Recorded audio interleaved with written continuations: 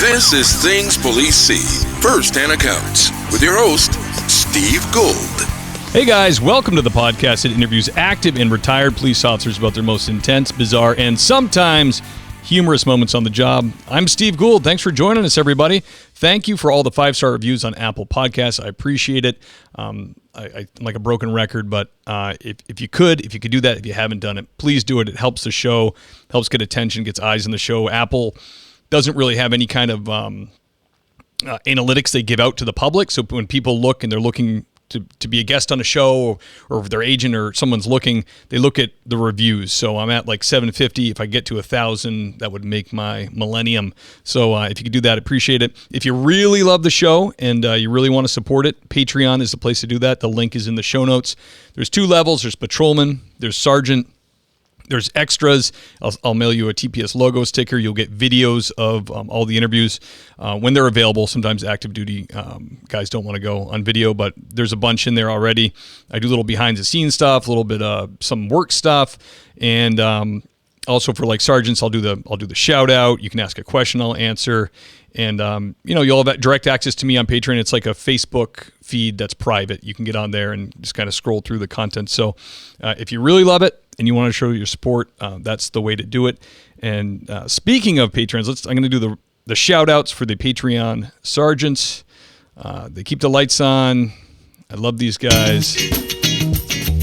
I'm, of course, talking about Andrew Horton, Trevor Daly, Rick McCormick, Scott Minkler, Tammy Walsh, Sean Clifford, Braden Walker, Sasha McNabb, Corey Payne, Glenn Topping, Mike Wynn, Nathan Gowan, Jason Lau, Dylan Pyrozik, Sarah Pomeroy, Lauren Stimson, Alec Wazik, Brandon Hooker, Jake Pinito, John Shoemaker, James Rose, Seth Wright, Tony Fahey, William James Long, that's Deputy William James Long to you, Andy Biggs, Chris June, Adam Mihal, the great Gary Steiner, and Lane Campbell. I love you guys. I'm in love with you.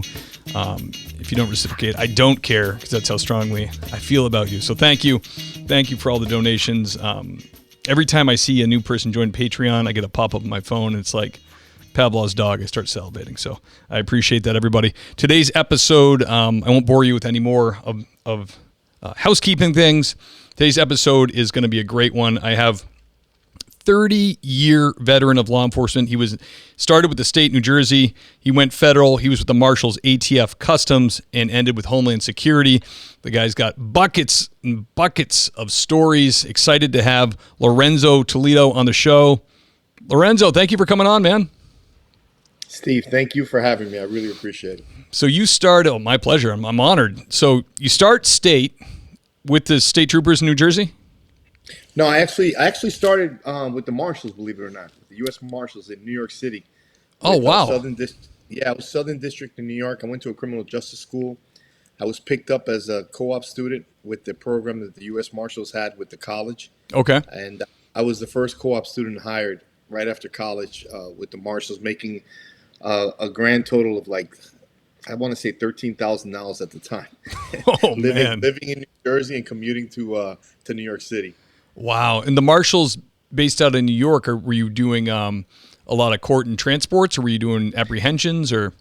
What I was doing, I was mostly doing court. I was there in a very interesting time because the Mafia Commission trials were going on at the same time. So I was sitting with all the mobsters from New York City, as well as the Hells Angels who were on trial, and an Irish group that was called the Westies. Not a very tough name.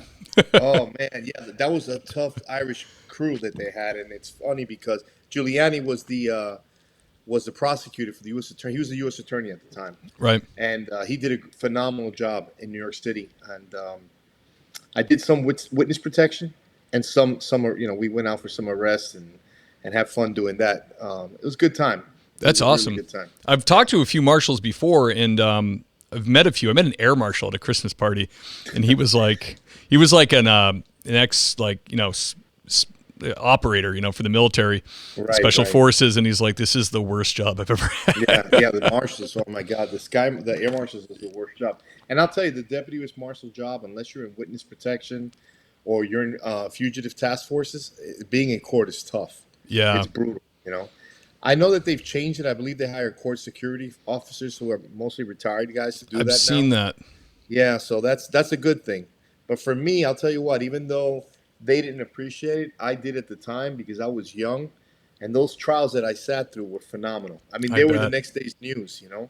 I got to see the best attorneys cross-examine cops and everything else, and it was amazing. It was a good experience for me when I had to testify down the road on cases. Oh, I can only imagine. And Yeah, it must have been tough as a like a kid. You get in the I was a kid. Marshals and you just like, all you hear about is, you riding a horse across the plains or, Right, the movies when you're chasing somebody down, Dr. right, Kimball. right. And then you're Yeah. like, I got to sit in this courtroom. Right, right. Yeah, it's funny, man. It's real funny. In fact, one of the inexperiences that I had this guy by the name of Roy DeMeo, and he was a really bad guy under Gotti, under Gotti's crew. He was one of the hitmen that Gotti used, and he had his own little minion of people that they used.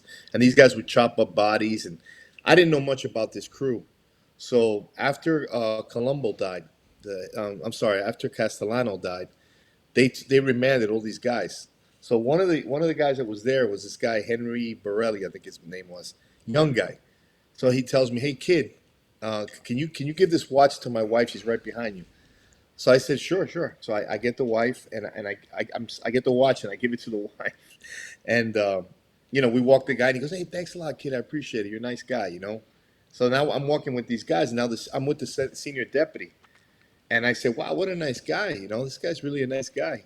And she goes, "Nice guy. That guy's chopped up like 30 people." Oh, So that goes to show you the experience. You know that when you don't know what you're doing, it's better to keep your mouth shut and just learn from the older guys. yeah, that's freaky to Yeah, think that someone can be that kind to a person and then like just yeah, switch it off yeah. and These guys were crazy. They were really bad people. You know. damn. So did you go you did that for a while and then did you try out like local law enforcement or state level or something? No, what happened after that is I went to ATF. I met an individual by the name of Alex Diatri, who's one of the best agents ATF has ever had. Um, Unfortunately, he was shot doing an undercover in Miami, and his partner was killed. Oh, geez. And I met him, and we took he took a liking to me, and he offered me a job, and I went in there, got interviewed, and I passed the interview. Um, I'm of Cuban descent, and it was funny because when I lived in New York, I had an Italian accent. So when they were doing the interview, before I went in, Alex Diatri tells me, "Hey, paisan, how you doing?" I said, "Hey, how you doing?" And when I came out, he goes, "Hey, I didn't know you were Spanish. You tricked me." He said, but I ended up getting the job anyway, and I worked, and I had the distinct honor of working for a supervisor named Dominic Polifrone, who's the individual that went undercover on the Iceman Kuklinski case. I don't know if you're familiar with that case, but he was a No. hitman that killed over 30, 40, 50 people. There's Wow. HBO documentaries about him, and I had the honor of learning the little tricks of the trade working for him. That's Um, awesome. yeah, after that, I did 7 years with ATF, and then I went to work for the Bergen County prosecutors because they wanted to transfer me, and I didn't want to get transferred Yeah. because that meant wearing suits and losing your car and everything else, and I wasn't going to do that. So I decided to go local. No kidding. And when you go local, are the feds like the state and the municipalities? Is there like an expiration on your FLETC and your special schools and all that? Well, when I went in, I was told that my time with the feds, I could just buy it with with the locals and with the county, but it turned out I really couldn't do it. It was too much money. Ugh. It was going to cost me like $100,000, so I was going to lose 9 years. So I ended Ugh. up getting an opportunity to go to customs, and I took that opportunity. But it's funny, I made more money in the county level than I made as a senior special agent with ATF. I was actually making more money, and my perks were better because we were allowed to use our county cars to take home, to use it on weekends, and with the federal government, you can't do that. Oh, no kidding. Yeah, That's interesting. Yeah, I've said this before in the podcast, but depending on the state you're in, the federal stuff can be weird. Like yeah, Massachusetts doesn't award, they don't really give anybody peace officer status. It's just everybody's got right. their own little fiefdom, including the federal agents. They don't, like a friend of a friend at the same Christmas party I'm at the air marshal. He, Yeah, he got in Boston FBI. He'd been a manager at Best Buy forever. It's sharp kid Wow. though. He got in the FBI, and the manager of that field office told him, "Don't be getting into anything off duty. It's not. Right. It doesn't. It's not the same as like in Virginia. They make everybody who's Right. a federal, state, whatever. You have you're a lawman. Right. That's it. It makes sense. Right. Right. But some states aren't like that. Some states get real, annoying with that stuff. Yeah, I know. Like here, I'm in Florida right now, and in Florida, it's not a problem. We all have peace officer status when I was on the job. But like in New Jersey, it's a big problem. You have to, you have to be careful in New Jersey. They're a little more liberal on stuff and a little tighter with the situation with law enforcement carrying weapons from out of state. Yeah, I remember that. I went to a wedding there, and I'm active on the job, and Right. LEOSA and the federal carry thing, and they're like, I met a guy at the wedding, and he's like, because I have brought my piece with me. I'm not going to go that Right. far away without having a gun, and Right. he's like, hey, do you have hollow points in there? I'm like, yeah, it's just a duty. It's issued by my police department. He's like, yeah, that's those don't fly here. You better not get caught with those hollow points. It's a felony. I'm like, Right. what? But they're It's insane. they're police bullets. They're like, it doesn't matter. Right. You got to have round, hardball. I'm like, Yeah, that's insane, man. I don't get that. I just don't understand that. yeah. And the people making the decisions too are not like, they're not gun people. So they're like a hollow point mushrooms and it limits penetration. Absolutely. You had the hardball. You could go through somebody and go through somebody else. Oh, right. It's like they think all the people in Washington that are like not gun people or far on the left, they think that hollow points explode and they're like it blows up. Right. They It's blow the movies. arms. I think it's like the movies. Yeah. Yeah, I wish they exploded. They just go, Right. Right. It's ridiculous. So you were at Customs, and did you work with our mutual friend Bob Starkman at all, or is that where you met him? I did. I had the honor of working with Bobby. In fact, when I did a lot when I was with ATF, I did a lot undercover work. I did undercover cases. I did murder for hire cases where I got hired as a hitman to kill a family of 4. Oh my goodness! And so I had done all this undercover, buying guns and drugs and ATF, and I was that's one of the reasons I got hired with Customs actually. So because my old boss was connected somehow with Customs, he had some type of a hook, and he was able to get me in over there. And they needed an undercover at the time to come in to take over this import export business that I would be the main undercover on. So it just so happens that that Bobby was in my group, Bob Starkman. So my first day, I'm coming from New York. It's my first day. I have a pinstripe suit. I have my goatee. And he looks at me. This guy that was in that group who was a moron, the guy's just a moron. He's there and he sees me, and he looks and he smirks. He goes, "Who the F is this guy?" To me, in front of everybody. And I said, geez, nice guy. I said, yeah. I said, well, my name's Lorenzo Toledo. I'm the new ASAC, which is equivalent to like a deputy chief. I said, I'm the new deputy chief here. And who the F are you? So the guy apologized to me, and he was freaking out, and then Bobby just started laughing when I told him who I really was, and and we were friends ever since that day. That's awesome. Bobby's a great. Bobby's one of the few guys that's real loyal. Yeah, and that if you got to go through a door, he's going to be there with you. Yeah, I was excited to have him on because I knew next to nothing about Customs. And like, there's undercover work, there's buying. People just don't know. They don't know. And I didn't know when I went from ATF to Customs. I was like, Customs? What am I going to do in Customs, Right. And it's funny. The biggest payment that I ever made to a CI when I was with ATF, I want to say $5,000. And that took I had to go all the way up the chain to get that. My first payment it wasn't even my CI. I was just there as a witness. They were paying some guy $250,000. Oh. And I was like, what? I was just like, I couldn't believe it. Because I had to sign the receipt. And he must have been good. Oh, he was really good. But still, I couldn't believe it. So Customs was amazing. It really was. That's insane. Yeah. And I was blessed to have a great supervisor. I had a guy named Carlos Maza who was real. He was a former Marine, a former New Orleans cop, real proactive. And he gave me a lot of reign to do my undercover work in there, and we were shipping containers to South America, and these dopers would fill them in. They would fill them cocaine and stuff in the false tops that we had. Yeah. We would take out the cocaine when it got in, and then I would turn it into the bad guys in my warehouse, and then we'd arrest them. So it was good stuff, good times. It's got to be intense, man, being undercover. It is, man. It is. It really is, The worst feeling in the world is when you see all your SWAT guys, all the buff gym guys, the big guys, and with all the tattoos, but they're all wearing body armor. They got the helmets and they got machine guns, and that if something happens, if it goes bad, it's going to be too late. Yeah. You're on your own in there. You gotta hope and pray that you have enough wherewithal to make sure that you survive. Yeah. And that was the toughest part. And I know that I've shared this with other undercovers. One of the recurring nightmares that a lot of undercovers have is that something bad happens during an undercover, and when they pull their gun out, the gun doesn't fire.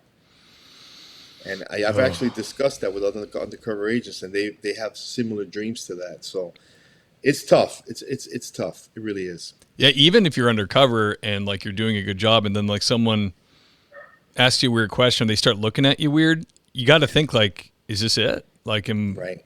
Or is he just in a mood, or is he doing right? Like, I don't know, man. I was a local copper on the Cape in Mass at the beginning of my career, and I did like a couple like tiny buys, like stolen property stuff. Right. And I remember I did one like behind an old building, and the state police were involved, and the guy was like, I wasn't thinking, I was on a midnight guy, so they're like, hey, grab a midnight guy, and tell him not to shave for a few days, put a Carhartt jacket on, give him a van, like, hey, I'm a local painter. And then right before we did it, the trooper was like, just a good rule of thumb, I know you got your piece and all that. He goes, just run. I'm like, what do you mean run? He's like, if something goes wrong, he goes, all they know about you is you're showing up with $500 and you're meeting behind an old building. Right. So they know you have money, and these are drug addicts. So, and I was like, right before and this is a big tough guy, and he's like, Steve, that's great advice. He goes, I always wear sneakers, just it's not worth it. And it kind of freaked me out though, because I was all excited, but then I was like, oh wait, I could get attacked. Yeah, because you're a kid. Yeah. So like what I would do in my warehouse was I had strategic places that I had planned to hide in or to dive in if something happened. Yeah. So I would have to orchestrate everything. So when it was time to make the arrest, that I would reach out to my cover team to come in, or they would tell me, hey, we're coming in. I had to strategically plan that the bad guys' backs were to the door that they were coming through. So I almost had to orchestrate that, and you know what I would do? I would get behind my desk, and behind my desk I had Kevlar, so that I can just drop and let these guys do what they had to do. Be like, hey guys, I want to take a group picture. Could you all just move over? Right. Exactly. Oh man, did you ever get in a situation undercover where, like, you're someone's just inquisitive and they're like asking like about your backstory, about who you are, and like you start painting this mural, and you're like, oh man, I gotta like remember I said that. This has got to check. You start painting this web of this fake story. That's got to be nerve wracking. It is. I mean, one of the things that I was taught was to try to make it, obviously you got to come up with a story, but make a story that you can be very familiar with. For example, my name's Lorenzo, right? But my undercover name was Lazaro. And, and I played it off. I was from, I just moved here to Miami from New York. And so if anybody asked me, I could respond to them and give them the answers. Another thing that I did was I never tried to act like the tough guy or the bad guy. I was just a businessman trying to make money. Because what happens is a lot of these undercovers, they want to look so bad and tough that what they're actually doing is they're escalating the problem.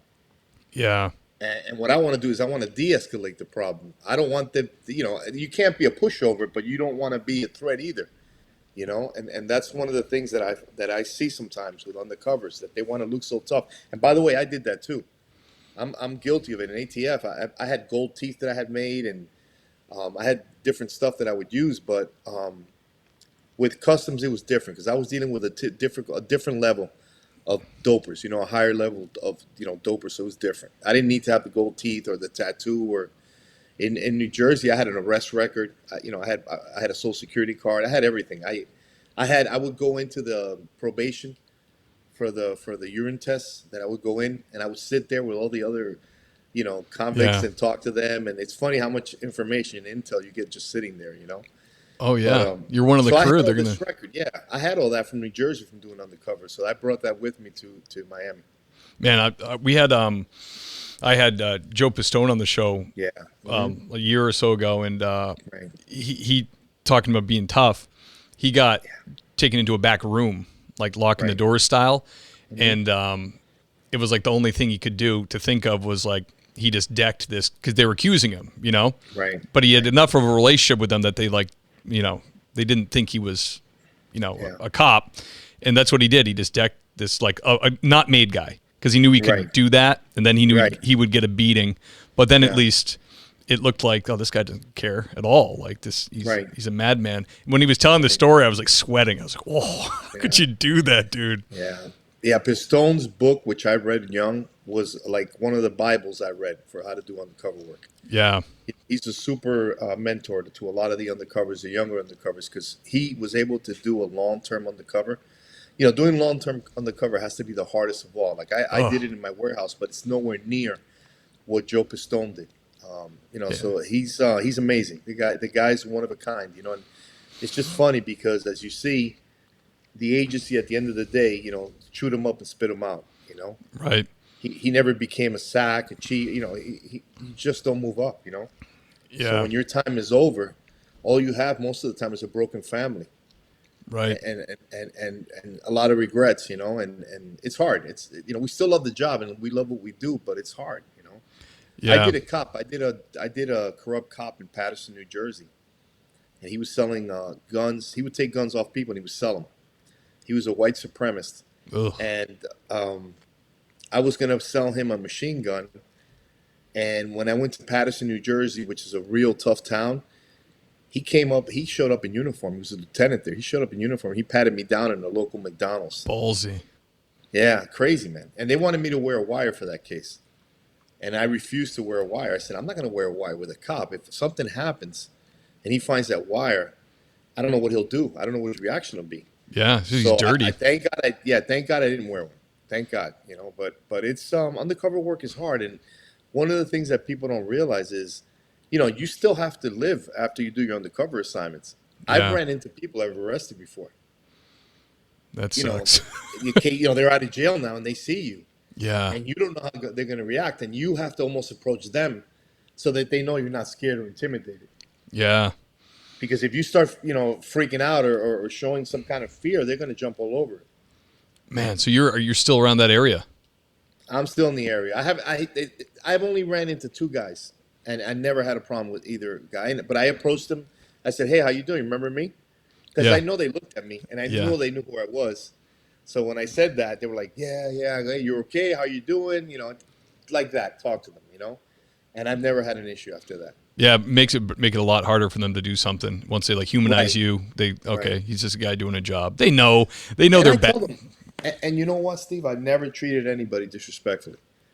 You know, I always treated people with respect. And I say, hey, look, you know, you had the nice cars, you had the nice jewelry, you got caught. You know the game. Right. You know, it's the smuggler's blues, right? The famous song. I mean, you know, now it's time to pay the piper. Yeah. You know, that's the way it works. I mean, my dad told me that. And they all, you know, what's funny? They all cooperate. They all talk. Yeah. I only had one person that he was a member of the Outlaws motorcycle gang that he was selling guns. He was receiving guns at his house. He's the only guy ever that didn't testify. He said, he was a tattoo artist. So he said, you know what? I just got out of jail. I'll go back. I'm fine in jail. He had just done like 10 years. Oh. He says, I'm not giving anybody up. I'm no rat. He's the only guy that I ever, in all my years, worked with that didn't give somebody up. Even the mob guys. Even the mob guys, they all talk. They're not the same as, you know, I think Gotti was the last of the Mohicans. You know? Yeah. It's got to be a lot harder, too, when it's like close family you have to turn on. And you know what happens? That people start realizing, wait a minute, when I go to jail, what happens? These same guys that were your friends will forget about you. These same guys will try to hit on your wife or your girlfriend. Right. You know, and you know, so, and most of the time, these same guys are the ones that put you in jail. Right. Yeah, they're not going to go. The same. They're not going for you, exactly, you know? Damn, man. Lorenzo, do you have in your memory, the first intense or hot call, let's call it, that you dealt with as an agent or cop, or take your pick? Trying to think, man, of the hot calls. I mean, I didn't have the pleasure of being a uniform cop, but I remember the search warrants that we would do. This is funny. When I did my first search warrant with ATF, I did it in an area called Washington Heights. which is a primarily Dominican area. A lot of drug trafficking goes on there. And to get there, I'm talking about the times of the pagers, the beepers, and those Yeah. brick cell phones, right? Yeah. So what we would have to do is we would have to go into a building that was around the corner, right? They would send 4 or 5 Spanish guys. We would go to a building that was maybe 4 or 5 blocks. I'm sorry, now around the corner from the block of the building we're going to hit. Then we had to jump 2 rooftops. Oh, it's like a movie. Yeah, like a movie. We would have to jump 2 rooftops to get to that building, and then go, gear up on the roof, right? And then go down and stand by this top stairway, so that when the teams would come up, we would all be there together at the same time. And the reason for that was the minute that we hit a place, you would see the pagers go off, and you see 911, 911, 911. All the pagers were going off everywhere. And so that was one of the first things I saw. And a lot of times the guys would run out. They knew the cops were coming down, and we would be in the next flight of steps, on the next floor, and we would take them down like that. I had a lot of hairy, really close calls. Damn. We had a couple of almost killed a guy who was a home invader, and he had burned the woman with an iron. He had raped her, and we found out where he was. And me and my old partner, it's this crazy story. This is when I was with the prosecutors. I go there. We go to find the guy. We bring along the local police department, and 3 guys come with us. And the guy opens the door, but he only cracks it open halfway, and he's got a little kid. And he's got his hands hidden behind, so we can't see his hand. We don't know what he has in his hands. Right. So we draw our weapons, and the minute we drew our weapons and we get into a verbal altercation with this individual, the 3 uniformed guys we had, they left us there. What? They left us there. So now it's me and my partner. We're just waiting to see anything. The flash of a gun, and we remember we have this guy's holding a little kid. Why did the cops leave, Lorenzo? To this day, I don't know. They just left us there. Jeez. They literally ran down the stairs and took off. I'll never forget that. Yeah. Awful. Yeah, it was horrible. So they leave us, and then luckily, thank God, the guy decided to open the door, and we took him in. And that guy was so bad that down the road he ended up killing a CI that we had. Wow. And he ended up getting like 25 years in jail. But the guy was real bad. He was a real bad guy, and that was one of a couple of real close calls that I had to killing somebody. I'm very fortunate that I never had to shoot anybody. I feel blessed that I never had to do that. And I've been shot at, but I never had to shoot anybody. That is a blessing. I worked with the guy at Backgrounds over when I was in L.A. and he had been ran a gang table for the police, and he was in. Same with him. Everybody around us, it seems like, in LAPD Backgrounds. Some guys, even from the smaller cities, had shot 5 or 6 people. People shoot a lot faster on the West Coast. Right. They just do. And he had not shot any whole career, 30 years, and he was a badass. Like, he did a million calls, and he almost felt guilty about it. He's like, I just never had to, He's like, but now he's lucky. Yeah, he's very lucky. Extremely lucky. And I feel blessed that I didn't have to do that because, some people think it's cool, people that don't know the job, but they don't know what happens after the shooting and what goes through your mind. And, we're good people. Cops are good people. We don't want to hurt anybody. We want to help people. Right. Some of these bad guys, all they want to do is hurt people. So they have a different mindset than we have. Yeah. Damn, man. So that job for New Jersey, that was, you said you worked for like the DA's office or something? It was the county prosecutor's office. I was a senior detective there. Okay, interesting. So they're in Hackensack, New Jersey. Okay, so like in Mass, we have district attorney's office, obviously, and then ADAs that run the office, but they have troopers assigned. Mm-hmm. We don't have any kind of I know some states have they actually have their own DAs and investigative. So you were a part of the detectives units attached. Yes. That's a pretty badass job. It was fun. We did everything. I was in narcotics. I was in vice. I was in organized crime. I was in sex crimes. I was in that's it. Yeah, no, those were the only groups I can remember that I was in. I was in stolen. We did this huge operation with a stolen car ring, and it was awesome. It was awesome what we did. And we recovered a bunch of guns. You could anything you could think of, including about 55 cars. We recovered. I mean, guns, drugs, you name it, TVs, everything. And we were able to recover there, and it was a lot of fun because it was me, a biker, and my partner that ran the warehouse. That's cool. And, yeah, we had it was funny. We had this wall that had pictures of women, like naked women or whatever. Yeah. And there was a micro camera, a little pinhole camera there. So what we would do is we would walk over to the wall and say, "Wow, look at that girl! Look at that!" And guys would put their faces. It was almost like a mugshot that we would get, So that was cool. I had a lot of fun. I learned, I was blessed to work for some real good cops that taught me a lot. What were you? Then I was also blessed to work with really bad cops that taught you a lot too. Not to do, and right. And good supervisors and bad supervisors, but good supervisors that taught me that the most important thing is to look out for your guys. Yeah. And I was a supervisor for 17 years, and that was always been my, the way I feel. Supervisors are there to help their guys. When they do well, they give the credit to the group. When something happens bad, it's on you. That's what you're there for. Yeah. Yeah, absolutely. It's funny too. There so many guys come out of, like, in the police world, come out of patrol and get into supervision or higher admin, and it's like that brain reset where it's like they were never a patrolman, and all of a sudden it's like they're just they don't stand behind you. The person walks through the lobby, they complain about you, and they're like, "What did you do?" You're like, "Wait a second, don't you know me personally? I would never do that." Yeah, they immediately take. It's amazing, man. It's like heavy lies the head that wears the crown. Yeah. A lot of times that power or that presumed power, because it's not really power, goes to their head, and they can't handle it. And it's a shame because you shouldn't change who you are. You should be the same person. Yeah. That coupled with they're like negotiating. Now they're out of the union for us. Right. And they're negotiating their own deal with the town. And they only get 3 years at a time. So I think they feel like I really got to, kiss the public's ass here. Right, yeah. Otherwise I could get canned, Yeah, that's a shame, man, because then again, but that happens everywhere, as we all know.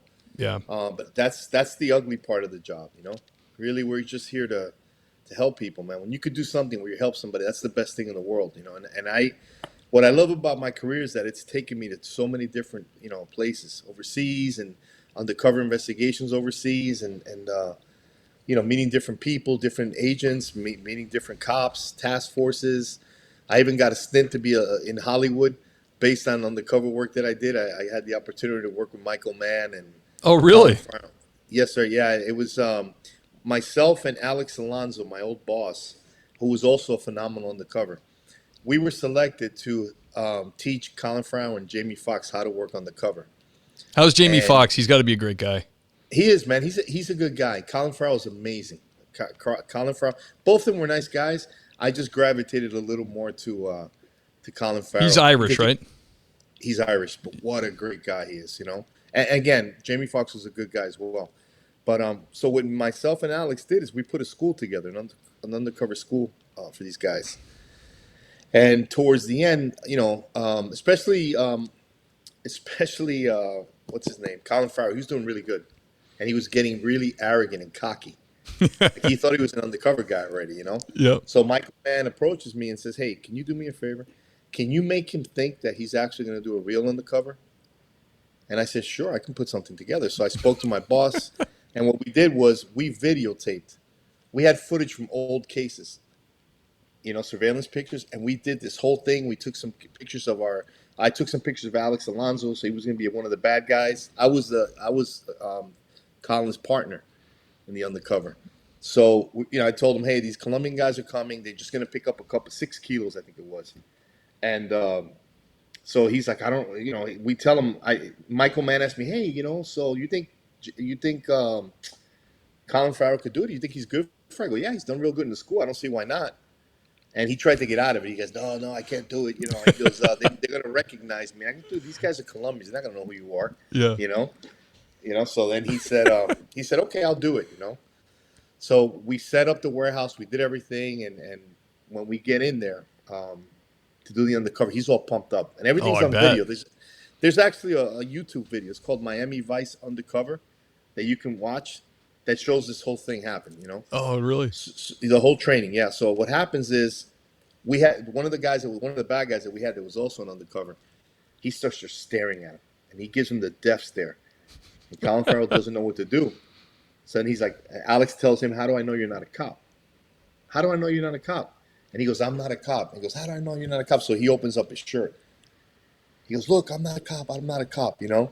So the whole thing. Everything goes out. There's a huge argument there. He's freaking out. If you see his face, he's white. Yeah. He's freaking out, and then they leave, and he hugs me. And this is all in the video. He hugs me, and he does everything. Oh my God, Lorenzo, amazing. So that night, about 3 a.m, he calls Michael Mann, and he says, "Hey man, I can't sleep. I can't sleep." Oh no. So Michael Mann calls my boss, our boss, my boss, and Alex's boss, and says, "Hey guys, I'm just gonna go ahead and tell him, 'cause this guy's having like a nervous breakdown." So then they told him that he got punked. And he goes, "Oh, these guys!" And then even in the Miami Vice undercover video, he says, "I got punked. These guys got me." So it's funny how that That's led awesome. to. Yeah, it was awesome. It was a great experience for us, and Michael Mann is amazing. He really is an amazing director. He wants to use the best of the best, and it was impressive to be on a movie set and to see the amount of money those people have to throw away. Oh, I know. Yeah. It's sickening. Oh my God. So every day I'd be working there in the movie set. I'd be there like 15 hours, and then I'd go home and my wife would tell me throw out the garbage, and I'm right back to being Lorenzo the slave. Yeah, that's funny. When I was doing insurance investigations, I interviewed one of the head Teamster guys that moved their equipment for shooting movies, and he'd just gotten back from Hawaii. He said, he goes, the studio just paid $12 million to get us to Hawaii. All these tractor trailers, all this stuff. Yeah. Yeah. Then Ben Affleck was supposed to be the person for this role. Mm-hmm. Went into rehab. We all came back. Wow. So it was like $20 million. Nothing was accomplished. And I was like, that's some money. Yeah. Yeah, we were supposed to go to Dominican Republic, but then something happened where some security guy shot somebody on set. Oh. So Jamie Foxx said, "I'm not filming that over there." So everybody came back to Miami. Good call. Yeah. But we were walking around. We were shooting thousands of rounds in blanks, right? And in Miami, there was a call of shots fired, so the cops were heading towards us.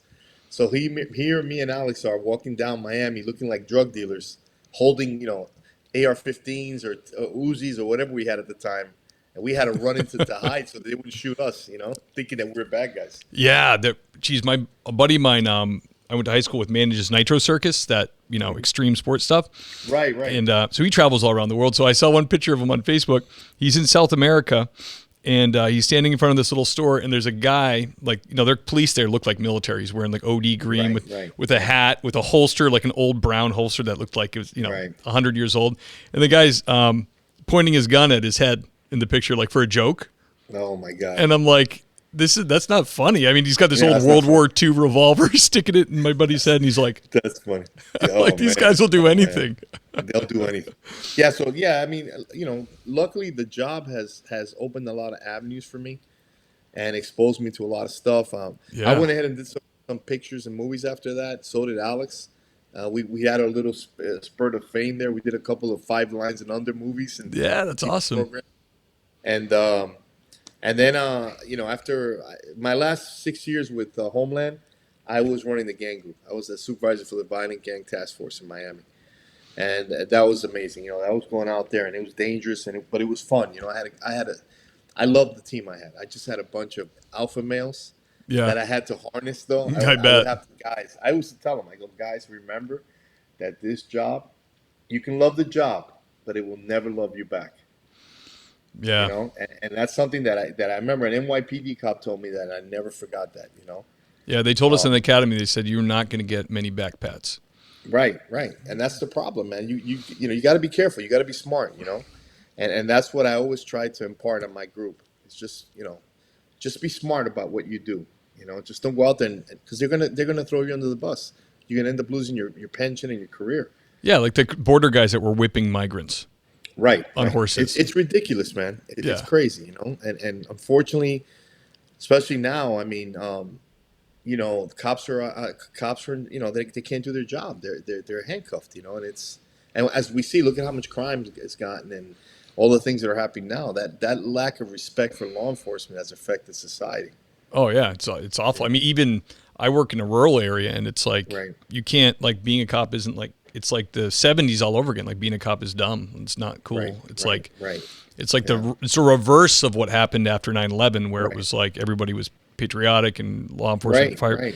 It's Yeah. like it's the opposite. Like you can't get people even to get in like for just like low key police jobs. Right. Like And I'll tell you, Steve, my biggest regret in life is that I didn't go to the military. I would have loved to gone to before, and the only reason I didn't go is because I got hired so fast with the Marshals. yeah. But if not, I was dying to get into the military. And now that I'm 60, turning 61 soon, it's like there's not much I can do now, Yeah, But I it might be a little bit wish over the age. I'm over. Yeah, I'm a little over, just a little bit. You would have loved it, man. I had Michael Brown. He works for Rigaku, which is a company that makes the machines where like if we get a scene, we have like one in our county. If we get a scene with a bunch of liquids and we're like, is this GHB? Is this meth? Like we don't know. What are they cooking? Right. They have a machine Right. you can kind of stick the thing in and it tells you there's a database in it. Right. Well, he's like a executive for them now, but he came on the show and he was I think he was DEA, and like you would have loved it. Like they were literally set charges and take off from a landing strip in Colombia and watch it blow up. Right. They're shooting Right. people out of the Awesome, plane. man. I mean, just insane that's stuff. awesome. But you Yeah, did. That's awesome. You did overseas stuff. What is it like working with like another country? It's different, man. And again, when you're working on this, you're at the mercy of the law enforcement personnel that they have. Right. They're like the So- lead, right? They have to be. They're the lead. You have nothing. So yeah, you work with the embassy guys, and you have some of your guys there, but mostly you're using the vetting units that the embassies use to cover you. And it's a lot more dangerous over there than it is here. But what I always tell people is, like when you were mentioning earlier, Steve, that you did some undercover that trooper told you to just run if something happens. Right. The problem with undercover is that you can be the best there is, and if it's just your time, you're gone. I mean, you're never gonna be able to react faster than action. Right. So there is no little undercover. It doesn't matter what you do. Yeah. It can always go bad for you, and that's something that I always took to heart. That I mean, there's guys that think, oh no, undercover's just doing it. You got to go real deep. It's really not. It's like anybody can get hurt doing undercover. It Yeah. only takes 1 second of you not thinking or not seeing something, and you're done. That's it. It's over. It's a wrap. It's a real So, yeah, talent to be able to do it too. It's a skill set that not everybody can pull off. It's a skill set that not anybody can pull off, but it affects you in the long term, because what happens is you get so good at reading people that after you retire, you're the same way. Yeah, you can't Like- turn it off. You can't turn it off. Like my wife she tells me, my God, you're so cynical. I mean, you're so negative. I go, I'm not negative. It's just that I see things, I've seen too much. I've seen too much, and I Yeah. know how to read people. And so it's hard once you have it, you can't turn it off. You really can't. And once you're a cop, you're always a cop. I Yeah. always say guys don't understand, even if you retire, you still bleed blue. You still have it in you. If something happens, you're going to be there to help.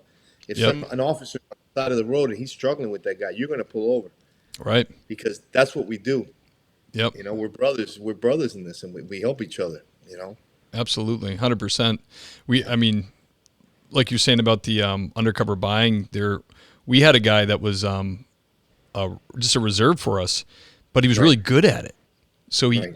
he was buying like dope and meth and stuff, and he ended up not working for too long, but he had such a knack for like small talking with like tweakers and stuff, Right. that he was successful all the Right. time. He was on Marine Force Recon, and then he Wow. tried out police stuff for a while, but Right. nerves of steel. Yeah. I'm not that guy. I was like buying like an old used chainsaw, and I was like, Yeah. No, but you know what? It's funny, man. It's how can I put it this way? Like sometimes the undercover has to fit the situation. right, You know what I mean? Like maybe Joe Pistone couldn't go into the Cubans in Miami. right, He might have been killed. Like so everything fits different. And I there's no way I could do what Pistone did. There's no way. He's, like I said, he's a legend. But and my old supervisor from ATF, Dominic, who did the Iceman Kuklinski, those guys are amazing. I don't know how they did it, but it's you have to fit the certain situation. You have to be able to fit in. Right. You know, And Pistone was from that area. He he knew knew it. those Yeah, guys. it has to be familiar with you. Yeah, and he was very good at it. I But mean, he he had fit an that. apartment and Yeah, like a different car. And he yeah, said, when I asked him, I said, "What was the one thing in the movie that really that aggravated you that was not accurate?" And he right, said, "I say this in every interview. I never hit my wife." right. He's like, Yeah, when he saw that on the big screen, he was like, right. "What?" Because then Yeah, everybody in his life is like, "Oh my, we didn't know you used to beat up right, Cindy or right, whatever." And he was like, "I didn't do that." right. They just take poet, That's a shame, right? That's a shame that they would do that, just for the movie, yeah, you not know. And that's the thing. I mean, being under the cover, there's no, you're not working 9 to 5 because these bad guys are calling you at 10, 11, 12, 1 o'clock in the morning, and you better pick up.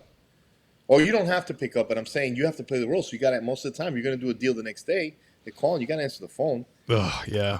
So there's no breaks or, How it's are the crazy. how are the feds with like overtime? Like how does it? Do you just have like stipends, like your undercover stipend, this stipend? Like they can't be paying you No, overtime for all this extra stuff. You'd be they don't pay at all. We used to get 25% of our salary included in our pay. that's what it is. But Okay, but you don't get overtime. Like, it's like if you go over 100 hours, it doesn't matter. That's all you're going to get. gotcha. And what about You know? travel? Is that covered in the 25%? Yeah, travel's covered. Travel's covered. Yeah. Okay. You get a per diem, so you get like meals and things if you need a car rental, they pay for it, incidentals and meals, that's covered. That's covered. But besides But that, you're yeah. not going to become rich, right? I mean, doing our job, that's for sure. No, not at all. I mean, but you look like you're saying about working for the county, making a lot of money. You can Yeah. if you Google search some Right. county or state agencies, like Right. there are just road guys making like $275,000. Absolutely. It's It's like, absolutely right. what? Yeah, my old buddy, he was my best friend. He ended up being the chief in the prosecutor's office. And I think he was making 240 when he left, you know. Nothing wrong with that. I don't make that when I retired from the feds after 30 years. I didn't make that kind of money. Damn, You know, it's 240. crazy. Yeah, That's nuts. he That did good for himself. we had on the Cape when I worked there, the Chatham. I don't know if you ever heard of it. It was a very posh community.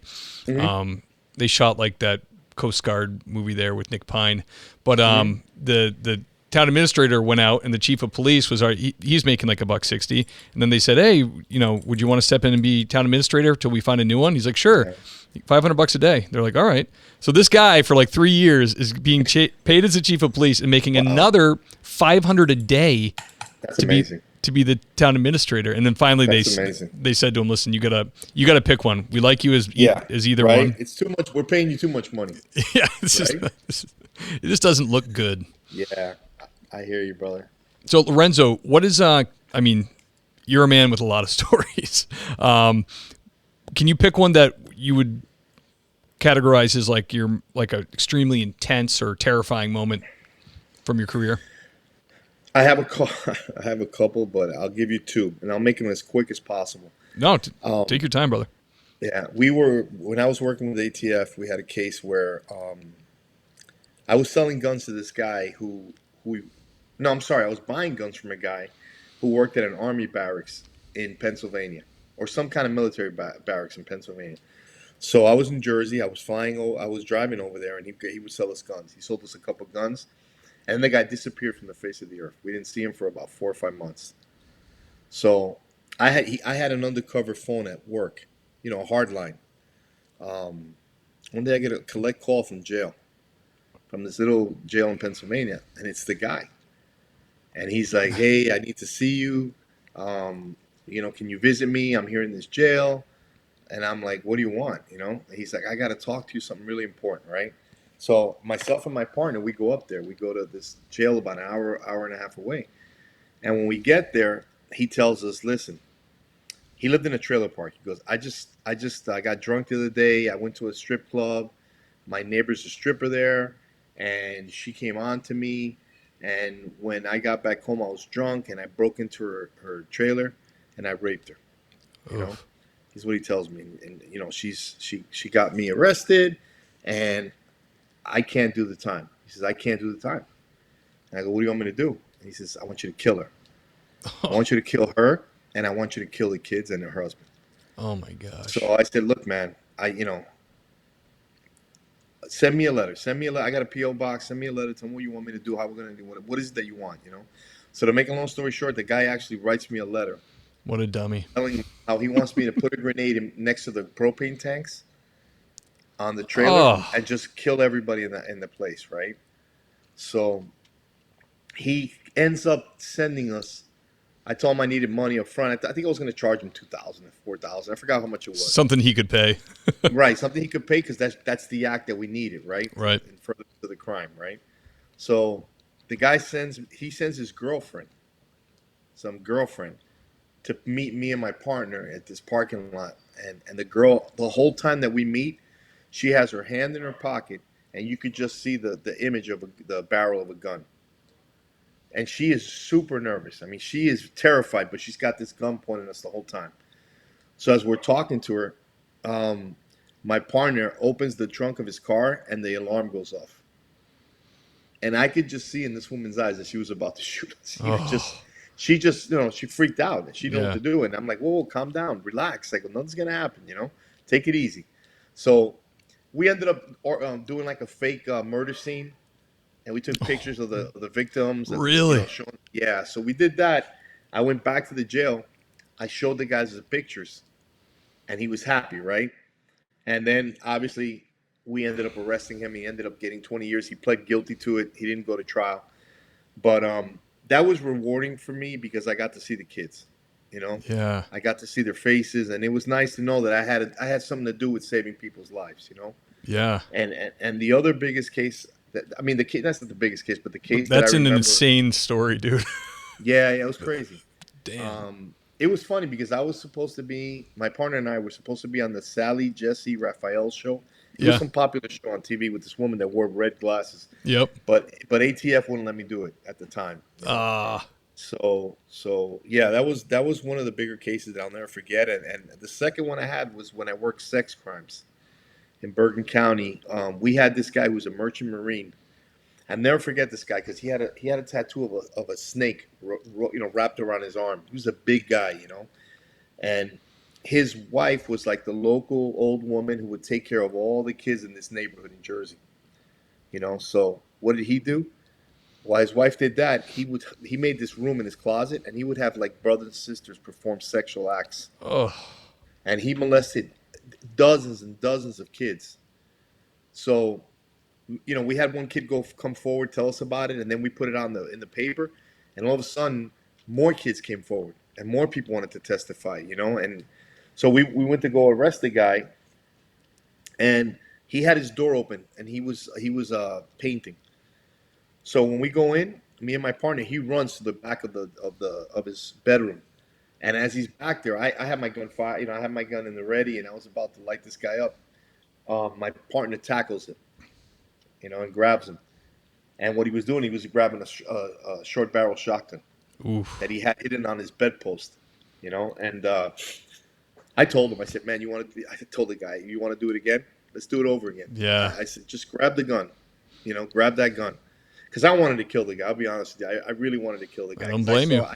I had to interview all these kids, and I knew what he did to those kids. Oh, my gosh. So I had twin boys, and I have 4 kids of my own, and it broke my heart, and the good thing is that the guy went to trial, and the day of his trial, he ended up having a massive heart attack on the steps of the courthouse, and he passed away a week later. Good. And he died, But I would have liked him to do at least 10 years and then die. Yeah, pay a little bit. Yeah, and that's one of the ones that was the most rewarding to me. I did a case with Customs where I did an undercover. I did an undercover from the Florida Department of Law Enforcement, who was selling. He had gotten fired from his job, and now he had imported 100 kilos. Oh my gosh, he had the connections. He had the connection with this other guy who had literally just got out of jail the week before. Wow. So I had to be the undercover on this FDLE guy. So when we call FDLE, FDLE is the Florida Department of Law Enforcement. When we call them, they said that guy used to be one of the best undercovers we had. So I'm like, Jesus Christ, man. Now you have all the pressure on you to do this, right? Yeah. So when we're in there and we're in my warehouse, we're counting the kilos. We're counting the kilos. And he's smart. He doesn't touch any of the kilos. He doesn't get it. He lets the other guy count. He has a conversation with my partner. He's talking, but he's not doing any of the count. So he could say, hey, I don't know what's in there. Yeah. So what I did was I took one of the kilos and I tossed it at him. And I go, look how good this is packaged. And he grabbed it and he's like, oh yeah, wow, that's good. He's like, damn it. I had him, I had him.